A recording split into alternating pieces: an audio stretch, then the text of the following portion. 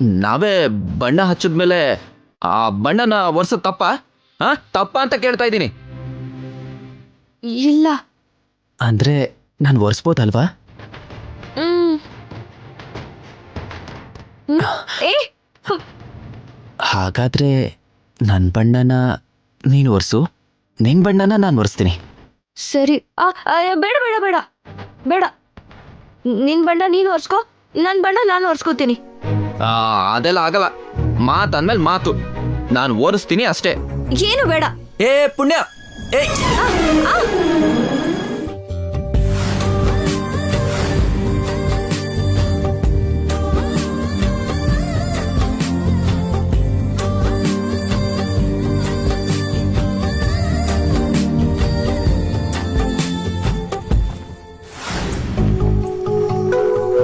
ಅನಿರುದ್ಧ್, ಬೇರೆ ಹುಡುಗಿ ಸೀರೆ ಸೇರಿಗೆ ಹಿಡ್ಕೊಳ್ಳೋದು ತಪ್ಪು. ಮರ್ಯಾದೆಯಾಗಿ ಬಿಡು ಬಿಡು. ಪುಣ್ಯ, ನಿನ್ನ ದಾವಣಿ ಹಿಡ್ಕೊಂಡಿರೋದ್ರಿಂದ ನಿನ್ನ ನಾಚ್ಕೋತಾ ಎಷ್ಟು ಚೆನ್ನಾಗಿ ಕಾಣಿಸ್ತಿದ್ಯಾ.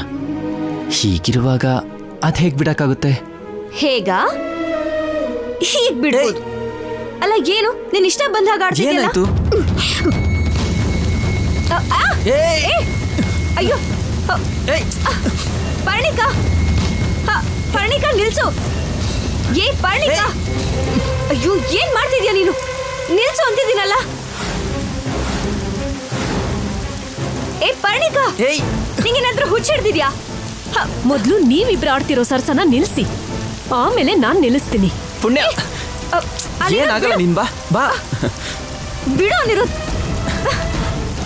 ಏ ಪರ್ಣಿಕಾ ನಿಲ್ಸು, ನಿಲ್ಸು ಪರ್ಣಿಕಾ. ಏನಾಗಲ್ಲ, ಅನಿರುದ್ಧ್ ಬಿಡು ಬಿಡು. ಅವಳಿಗೆ ಹುಚ್ಚಿಡ್ತಿದ್ಯಾ? ಪುಣ್ಯ,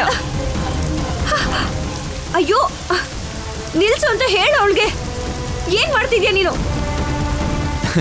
ಇದ್ ನೀರ್ ಹಾಗೆ ಅನ್ನಿಸ್ತಿಲ್ಲ, ನಾವಿಬ್ರು ಮಳೆಯಲ್ಲಿ ಎಂಜಾಯ್ ಮಾಡ್ತಿರೋ ಹಾಗೆ ಅನ್ನಿಸ್ತಿದೆ. ಅಯ್ಯೋ ನಿನಗೂ ಅವಳಿಗೆ ಇಬ್ರಿಗೂ ಹುಚ್ಚಿಡ್ತಿದೆ. ಏ ಬಿಡು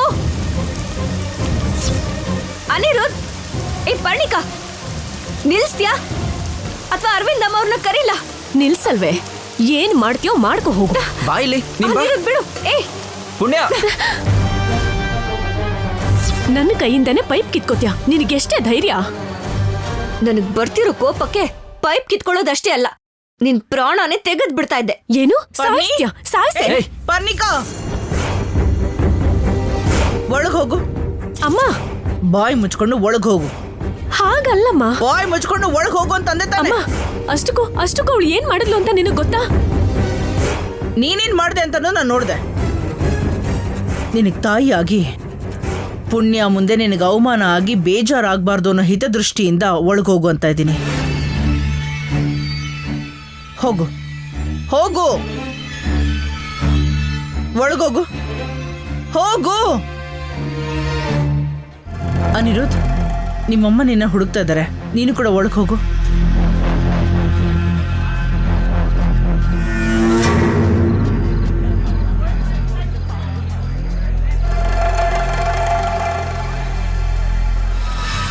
ಪುಣ್ಯ, ನಿನ್ನ ಹತ್ರ ಮಾತಾಡಬೇಕು. ನನಗೆ ಅಗತ್ಯ ಇಲ್ಲ. ಆದರೆ ಹೇಳಲೇಬೇಕು ಅನ್ನೋ ಅವಶ್ಯಕತೆ ನನಗಿದೆ. ಏನ್ ಹೇಳ್ತೀರಾ ಅಂತ ಗೊತ್ತಿದ್ರೇನೆ ಅಲ್ವಾ ಕೇಳಿಸ್ಕೊಳ್ಳೋದು. ತಾಳ್ಮೆ ಇದ್ರೆ ತಾನೆ ನಾನು ಹೇಳೋದು ಅರ್ಥ ಆಗೋದು. ಏನ್ ಹೇಳ್ತೀರಾ? ನನ್ ಮಗಳು ಮತ್ತೆ ಬಂದಿದ್ದಕ್ಕೋಸ್ಕರನೇ ಬದುಕ್ಬಿಡ್ರಿ? ಇಲ್ಲ ಅಂದಿದ್ರೆ ಆ ಬೆಂಕಿನಲ್ಲಿ ಹತ್ತುರ್ದು ಬೂದಿ ಆಗೋಗ್ತಿದ್ರಿ. ಇನ್ನೊಂದ್ಸಲ ನನ್ ಮಗಳ ಮೇಲೆ ಮಂತ್ರ ಪ್ರಯೋಗಗಳು, ಕ್ಷುದ್ರ ಪೂಜೆಗಳನ್ನ ಮಾಡಿದ್ರೆ ಸಾಯಿಸ್ಬಿಡ್ತೀನಿ ಅಂತ ಹೇಳ್ತೀರಾ, ಅಷ್ಟೇ ತಾನೆ?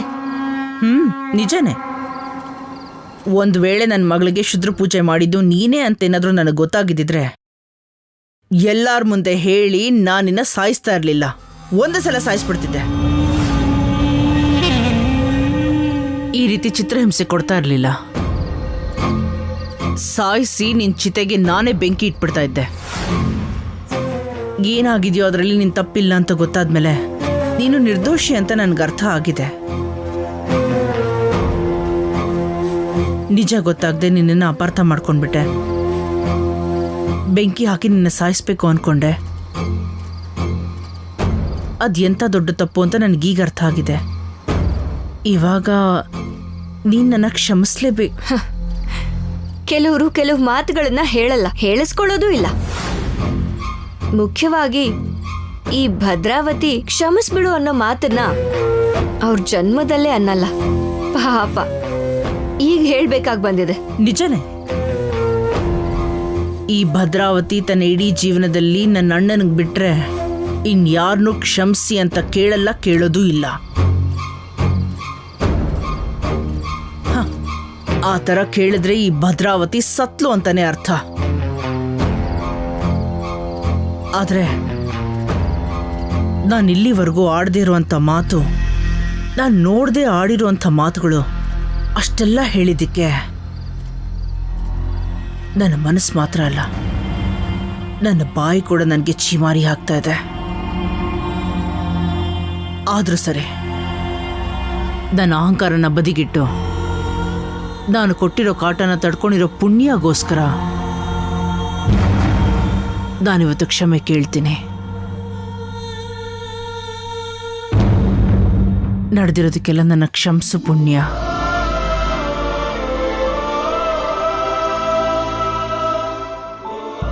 ಅಹಂಕಾರ ಪಡೋ ಈ ಭದ್ರಾವತಿ, ಕ್ಷಮ್ಸು ಅನ್ನೋ ಮಾತಿಗೆ ಅರ್ಥನೇ ಗೊತ್ತಿಲ್ದಿರೋ ಈ ಭದ್ರಾವತಿ ನನ್ನ ಹತ್ರ ಕ್ಷಮ್ಸು ಅಂತ ಕೇಳ್ತಿದ್ದಾರೆ ಅಂದ್ರೆ ಅದರಲ್ಲಿ ನಾಟಕ ಇಲ್ಲ ಅಂತ ನಂಗೆ ಅರ್ಥ ಆಗ್ತಿದೆ. ಅದಕ್ಕೆ ಕ್ಷಮಿಸ್ತಾ ಇದ್ದೀನಿ. ಸಂತೋಷ ಪುಣ್ಯ, ನೀನು ಹೊರಡು.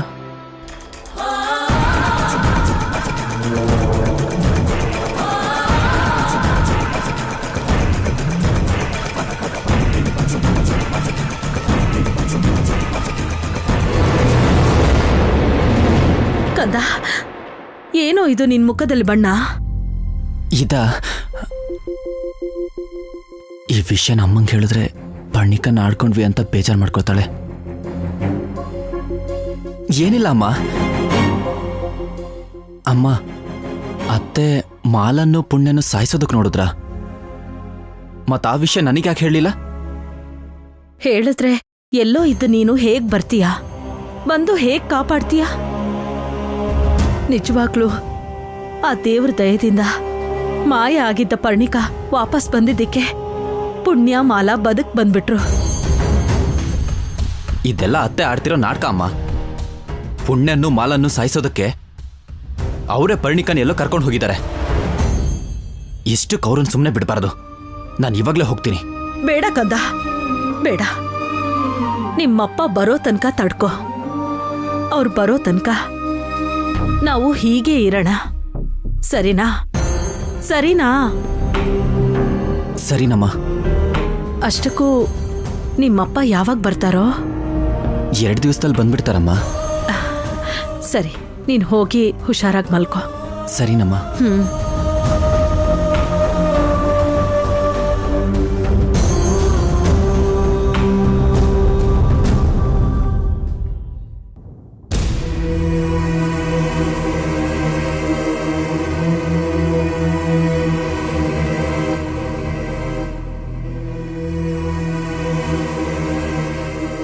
ಪುಣ್ಯ,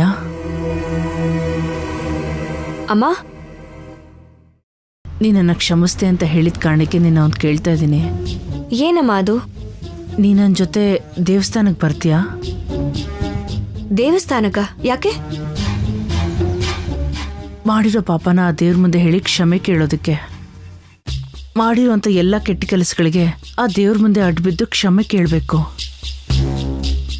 ಅದಕ್ಕೆ ನಾನು ಯಾಕೆ? ನೀವೇ ಹೋಗಿ ಹೇಳ್ಬೋದಲ್ಲ. ಇಲ್ಲಮ್ಮ, ನಿನ್ ಜೊತೆನೆ ಹೋಗಿ ನಿನ್ನ ಮುಂದೆನೇ ಕ್ಷಮಾಪಣೆ ಕೇಳಿದ್ರೆ ನನಗೆ ಸಮಾಧಾನ ಆಗುತ್ತೆ.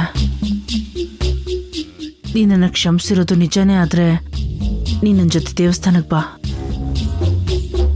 ಅವಾಗಲೇ ನೀನನ್ನು ಕ್ಷಮಿಸಿದ್ಯಾ ಅಂತ ಗೊತ್ತಾಗುತ್ತೆ. ಇಲ್ಲ ಅಂದರೆ ಕರಿತಾ ಇರೋ ದೇವರ ದರ್ಶನಕ್ಕಾದ್ರಿಂದ ಖಂಡಿತವಾಗ್ಲೂ ಬರ್ತೀನಿ ಅಮ್ಮ. ಅಬ್ಬಾ, ಬರ್ತೀನಿ ಅಂತ ಹೇಳಿದ್ಯಲ್ಲ, ಅಷ್ಟೇ ಸಾಕು. ಭೂತಕಿ, ನೀನು ಹೇಳಿರೋ ಹಾಗೆ ಪುಣ್ಯನ ಕರ್ಕೊಂಡು ಬರ್ತಾ ಇದ್ದೀನಿ. ಕರ್ಕೊಂಡು ಬಂದಮೇಲೆ ಮುಂದೆ ಆಟ ನೀನು ಆಡು. ಪುಣ್ಯ, ತುಂಬ ಸಂತೋಷ ಅಮ್ಮ. ನಾನು ಹೋಗಿ ಎಲ್ಲ ಏರ್ಪಾಡು ಮಾಡ್ಕೋತೀನಿ. ಬರ್ತೀನಮ್ಮ.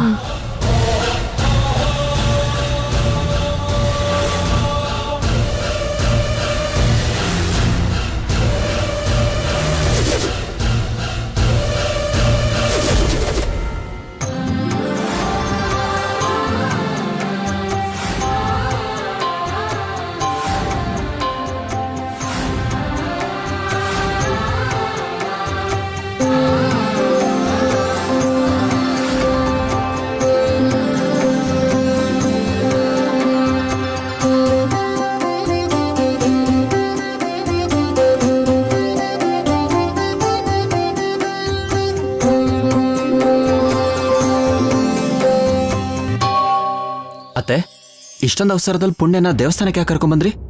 ಅದು ಗುಡಿಗ್ ಬಾ ಅಂತ ಕರೆದಿರೋದು ಭದ್ರಮ್ಮನೇ ಆಗಿದ್ರು, ಕರ್ಕೊಂಡ್ ಬನ್ನಿ ಅಂತ ಹೇಳಿದವರು ಬೇರೆನೇ ಇದ್ದಾರೆ ಅಲ್ವಾ ಭದ್ರಮ್ಮ? ಅಂದ್ರೆ ಭೂತಕಿ ಕರ್ಕೊಂಡ್ ಬಾ ಅಂತ ಹೇಳಿದ್ದು ಈ ಮಾಲಾ ಗೊತ್ತಾಗೋಯ್ತಾ?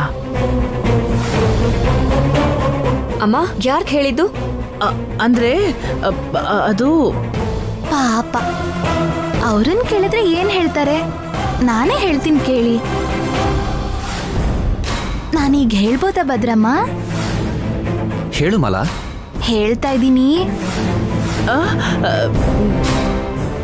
ಏನ್ ಹೇಳ್ತಾ ಇದ್ಯಾ?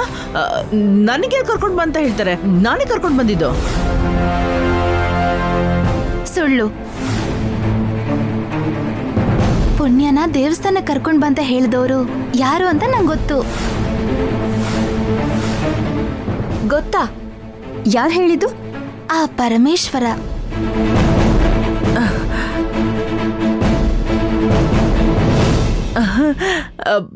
ಪರಮೇಶ್ವರನ?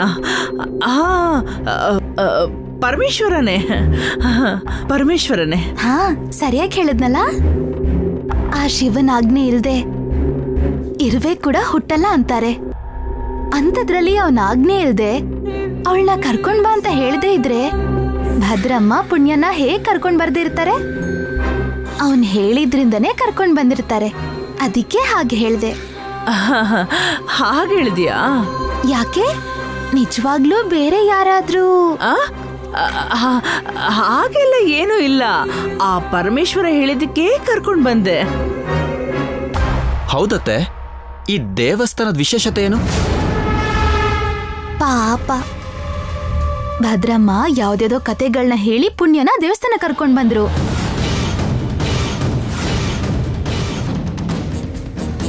ಕಥೆನಾ? ಅದೇ, ಪೂಜೆಗೋಸ್ಕರ ಎಷ್ಟೋ ನೆಪಗಳನ್ನ ಹೇಳಿ ಅವ್ರ ಕೆಲ್ಸನ ಅವ್ರು ಮಾಡ್ಕೊಂಡು ಹೋಗ್ತಿದ್ದಾರೆ ಅಂತ ಹೇಳ್ತಿದ್ದೀನಿ. ನೀನ್ ತುಂಬಾ ಮಾತಾಡ್ತೀಯ ಮಾಲಾ, ಭಯದಲ್ಲಿ ನನ್ ಗುಂಡ್ಗೆನೆ ಹೊಡೆದೋಯ್ತು. ಈ ದೇವಸ್ಥಾನದ ಬಗ್ಗೆ ಹೇಳ್ತೀನಿ ಕೇಳು ಪುಣ್ಯ. ಎಲ್ಲಾ ಪೂಜೆಗಳು ಆದ್ಮೇಲೆ ಕೊನೆಗೆ ಗಂಗಾ ಮಾತೆ ಪೂಜೆ ಮಾಡಿದ್ರೆ ಒಳ್ಳೇದು, ಅದನ್ ಮರಿಬೇಡ. ಆದ್ರೂ ಭದ್ರಮ್ಮ ನೆನ್ಪಿಟ್ಕೊಂಡೆ ಹೇಳ್ತಿದ್ದಾರೆ. ನಾವ್ ಹೋಗೋಣ ಅನಿರುದ್ಧ್? ಹುಷಾರು ಪುಣ್ಯ. ಪುಣ್ಯ,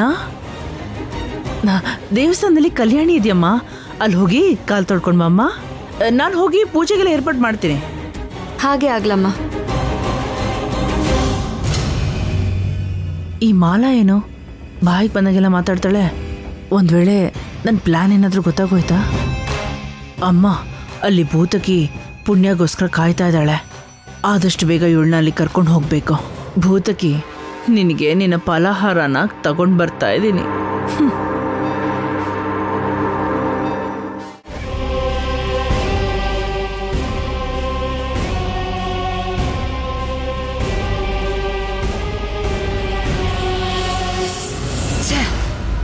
ಈ ಭದ್ರಾ ಪುಣ್ಯನ ಇನ್ನೂ ಯಾಕೆ ಕಳಿಸ್ಲಿಲ್ಲ?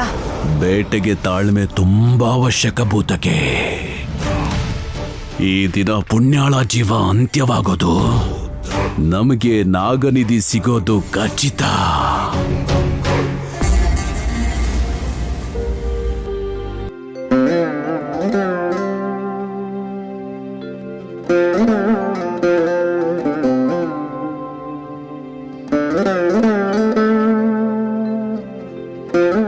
ಮಾಲಾ, ದೇವಸ್ಥಾನದ ವಿಶೇಷತೆ ಹೇಳೋದಕ್ಕೆ ಇಲ್ಲಿಗೇನು ಕರ್ಕೊಂಬಂದೆ?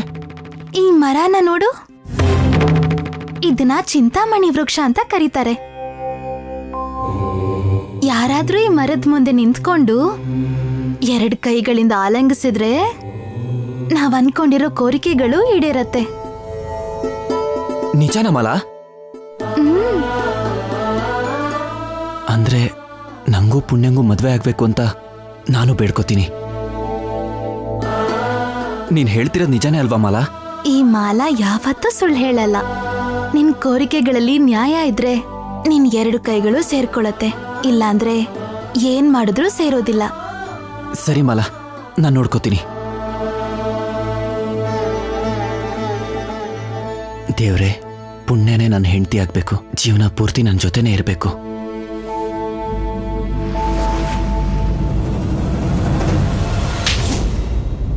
ಪಶುಪತಿ, ಬಲಿ ಪಶು ಬರ್ತಾ ಇದ್ದಾಳೆ ನೋಡು.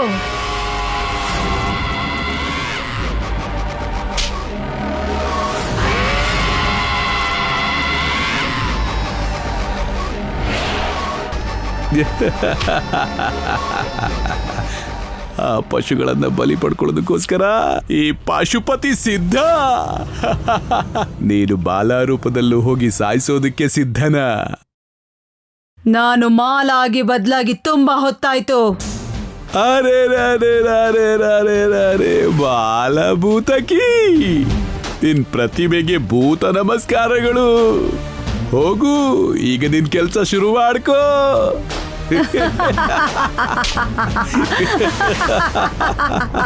ಪುಣ್ಯ ಪುಣ್ಯ ಪುಣ್ಯ.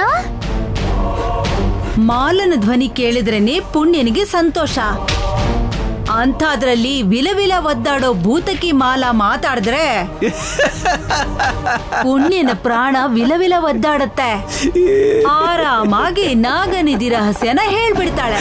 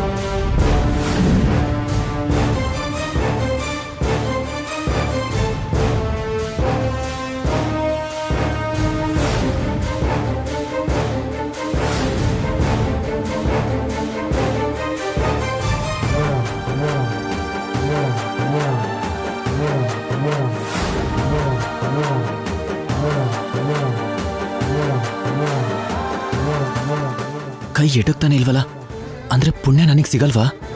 ಪ್ಲೀಸ್ ದೇವ್ರೆ, ನನ್ನ ಪುಣ್ಯ ನನಗೆ ಸಿಗ್ಲಿ. ಅವಳು ಇಲ್ಲ ಅಂದ್ರೆ ನಾನು ಬದುಕಲ್ಲ. ಅವಳು ಇಲ್ಲದೆ ನನ್ನ ಜೀವನನ ಊಹಿಸೋಕ್ಕೂ ಆಗಲ್ಲ. ಅವಳು ನನ್ನ ಹೆಂಡತಿ ಆಗೋ ಭಾಗ್ಯ ನನಗಿದ್ರೆ ಈ ಕೈ ಎಟ್ಕೋ ಹಾಗೆ ಮಾಡು. ಇಲ್ಲ ಅಂದ್ರೆ ನನ್ನ ಜೀವನ ಇಲ್ಲೇ ಕೊನೆ ಆಗಲಿ.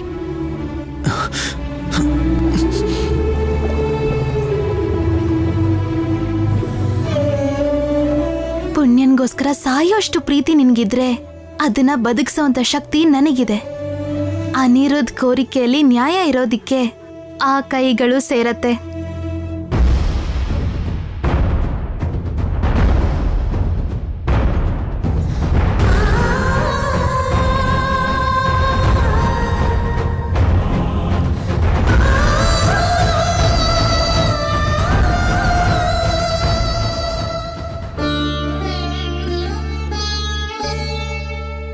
ಅಮ್ಮ ಜಗನ್ಮಾತೆ, ಕಾಪಾಡಮ್ಮ ತಾಯಿ.